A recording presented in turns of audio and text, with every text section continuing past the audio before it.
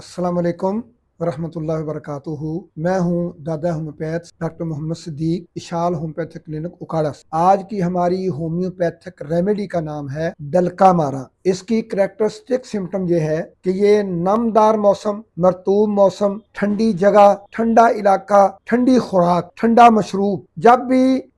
कोई चीज इंतहाई ठंडी होगी, यख होगी, तो आइसी जितनी चीजें हैं, आइसी माहौल, आइसी इलाका और आइसी खाने पीने वाली चीजों से जो पैदाशुदा अलामात हों, वो खांसी हो, वो नज़ला हो, वो ज़ुकाम हो, वो मैदे की कोई बीमारी हो, वो फेफड़ों की कोई अलामत हो, वो गुर्दों का कोई किसी किस्म का आर्जा हो, वो पट्ठे दर्द करें, वो बुखार चढ़ जाए ज़्यादा सर्द इलाके में जाने की वजह से, ठंडे मौसम की वजह से, ठंडी चीज़ खाने पीने की वजह से, या किसी बर्फ़ानी इलाके के अंदर आप पहुँच गए, या बर्फ़ आपने चबा ली है, खा ली है, उसके आफ्टर इफ़ेक्ट तौर पर आपका कोई उज़्व मफलूज हो गया है और जनाब हाथ पाँव बाजू जवाब दे गए हैं, इसी तरह से वो ठंड की वजह से पखाने लग गए हैं, कब्ज़ हो गई है, लिकोरिया आना शुरू हो गया है, तो लिहाजा सर के बालों से लेकर पाँव के नाखूनों तक ठंडक से पैदाशुदा जो भी तकलीफ होगी उसको शफा याबी की राह पर गामजन करने के लिए